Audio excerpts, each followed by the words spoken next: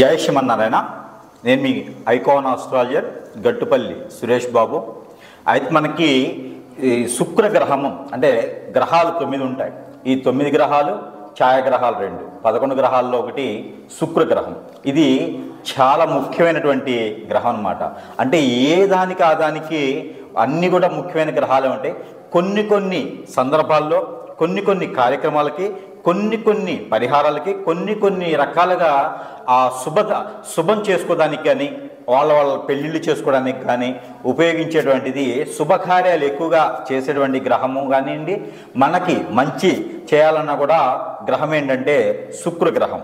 ఈ శుక్రగ్రహం అనేది ఇప్పుడు మనకి డిసెంబర్ 29న మనకి మకర రాశి నుంచి కుంభరాశికి మారపోతుంది.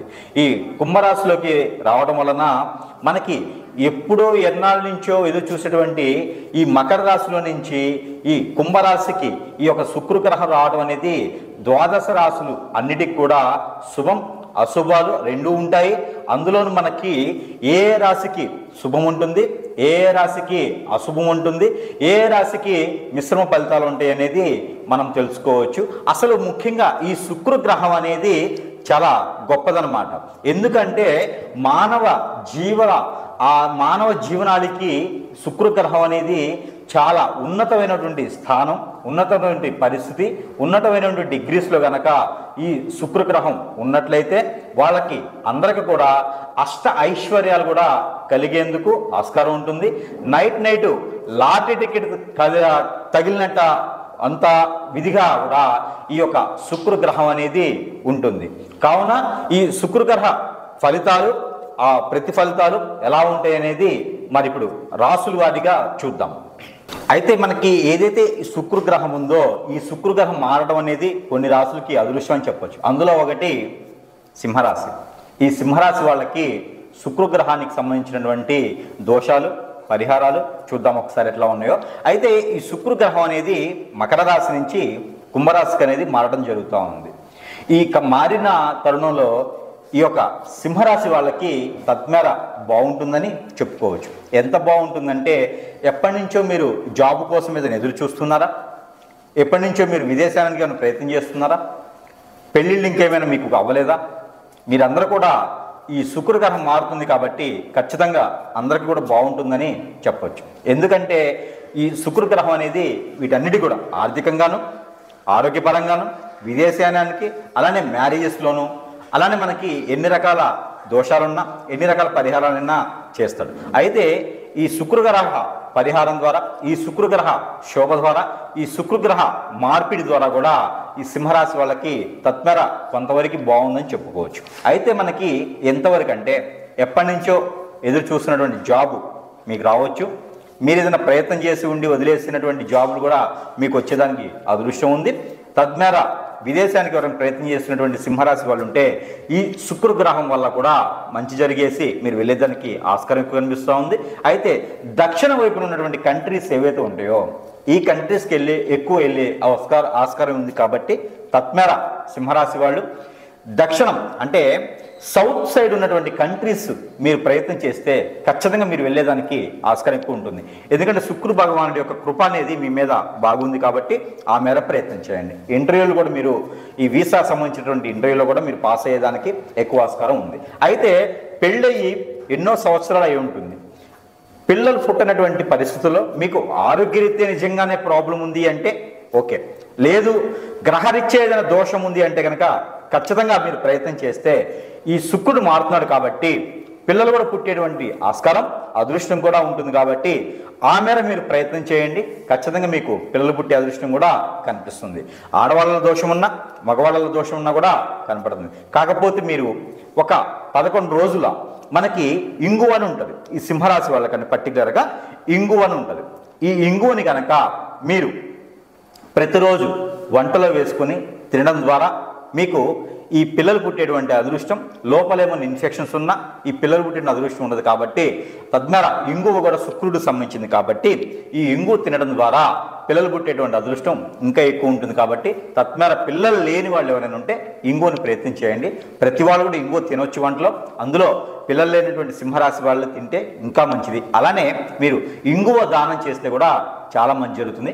ఆ ఎంత ఇంగువ అంటే మినిమం ఒక 110 గ్రాములు ఇంగువని మీరు ఎవరికైనా దానం చేయడం ద్వారా మంచిది. లేదా ఒక ఎర్రని క్లాత్లో మనం ఆ ఇంగువని కనుక మూటకట్టి ఆ ఇంగువని మూటగట్టి సింహద్వారం ఏదైతే ఉంటుందో ఆ సింహద్వారం ఎటువైపున్నా ఆ సింహద్వారానికి ముందు పక్క భాగం ఏదైతే ముందు అంటే మనం లోపలికి ఎంటర్ అవుతాం కదా, దానికి మనకి జనానికి కనిపించేటువంటి భాగాన గనక మనకి ఆ సింహద్వారం పైన ఇంగువని కట్టి ఉంటే మనకి ఇంగువ కట్టడం ద్వారా మీ ఇంట్లో అశాంతి లేకుండా ఉండేవాళ్ళు, అలానే ప్రశాంతత లేని వాళ్ళు కూడా వాస్తు ప్రకారంగా ఏదైనా దోషాలున్నా కూడా ఇంగు కట్టడం ద్వారా ఈ సింహరాశి వాళ్ళకి మంచి జరుగుతుందని చెప్పవచ్చు.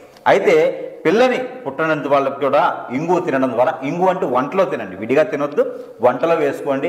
అన్ని వంటల్లో ఇంగు వాడటం వల్ల మీకు మంచి జరిగేదానికి అదృష్టం ఎక్కువ కనిపిస్తూ ఉంది సింహరాశి వాళ్ళకి. అయితే మొదటిగా ఏంటంటే విదేశాలకి ప్రయత్నం చేసే వాళ్ళు ఎవరైనా ఉంటే తత్మేర ప్రయత్నం చేయండి. సింహరాశి వాళ్ళు వెళ్ళేందుకు అదృష్టవంతులుగా ఉంటారు. ఎప్పటి నుంచో ఉన్నటువంటి జాబులు కూడా మీకు వచ్చేదానికి అదృష్టం. కాబట్టి అన్ని ఓవరాల్గా చూసినట్టయితే సింహరాశి వాళ్ళకి ఈ యొక్క శుక్రుడు మారడం ద్వారా మంచి జరుగుతుందని చెప్పుకోవచ్చు.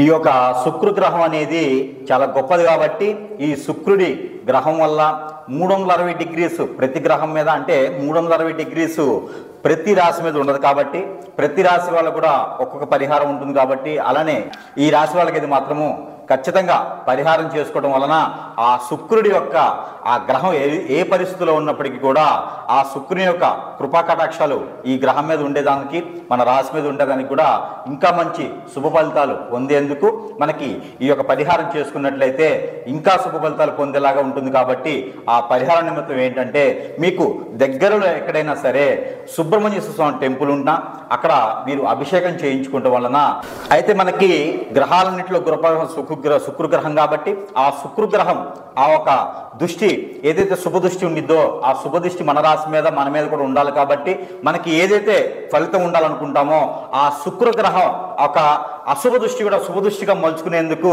చిన్న చిన్న పరిహారాలు చేసుకోవడం ద్వారా కూడా శుభ దృష్టిగా మలుచుకోవచ్చు.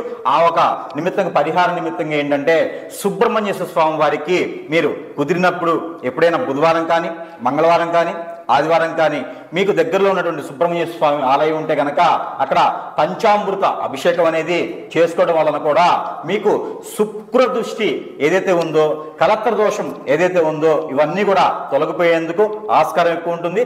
త్వరగా పెళ్లిళ్ళు అయ్యేదానికి కూడా ఆస్కారం ఎక్కువ కనిపిస్తుంది. కాబట్టి ఈ శుక్రగ్రహానికి సంబంధించినటువంటి కలత్ర దోషం అంటారు. ఇలాంటి దోషాలతో ఎవరైనా బాధపడుతున్నా, ఇలాంటి దోషాలతో ఎవరైనా ఇబ్బంది పడుతున్నా కూడా వీళ్ళందరూ కూడా సుబ్రహ్మణ్య స్వామి వారికి అభిషేకం చేసుకోవడం ద్వారా, అలానే చలిపిడి ప్రసాదం పెట్టడం ద్వారా కూడా మీకు శుభదృష్టి అనేది, శుభ ఫలితం అనేది కూడా మీకు వచ్చేదానికి ఎక్కువ ఆస్కారం ఉంది. కాబట్టి ఈ మేర ప్రయత్నం చేయండి. అందరూ అదృష్టవంతులు అవ్వాలని నేను కోరుకుంటా ఉన్నాను.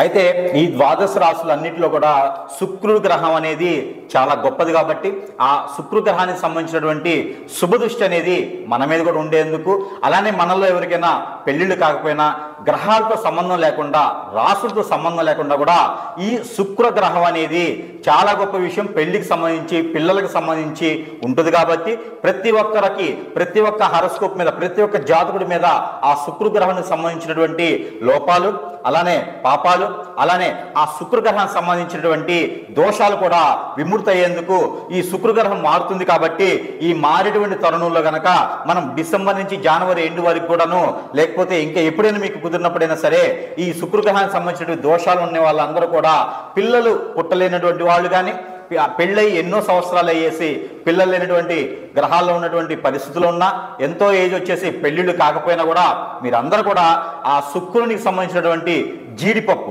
ఏదైతే మనకి కాజు అంటామో ఈ జీడిపప్పును కనుక మనము దానం ఇచ్చినట్టయితే, లేదా శుక్రగ్రహం మీద కనుక నవగ్రహాల మండపంలో శుక్రగ్రహం అని ఉంటుంది, ఆ శుక్రగ్రహం మీద 1 కిలోం పావు జీడిపప్పు తీసుకొని కనుక మనం అక్కడ ఆ స్వామివారికి పోచినా కూడా, ఆ గ్రహం మీద సమర్పించినా, లేకపోతే నైవేద్యం పెట్టినా, లేదా అక్కడ ఏదైనా పంతులు గారు ఉంటే ఆ పంతులు గారికి దానం ఇచ్చినా కూడా మీకు మంచి జరిగేదానికి ఆస్కారం ఉంటుంది. మీకు పిల్లలు పుట్టేదానికి కూడా, పెళ్ళయ్యి పిల్లలు పుట్టిన వాళ్ళు ఎవరైనా ఉంటే ఈ శుక్ర దోషం దోషంతో బాధపడుతున్న వాళ్ళు ఎవరైనా సరే ఈ శుక్రగ్రహానికి దానం గనక ఏదైతే మనం జీడిపప్పు దానం చేస్తామో ఈ జీడిపప్పు కానీ జీడి గుళ్ళు కానీ అలానే ఈ జీడి గింజల దానం అయినా మనం చేసుకోవచ్చు. జీడి గింజలు అయితే మాత్రము 21 మినిమం తీసుకొని దానం చేయాలి.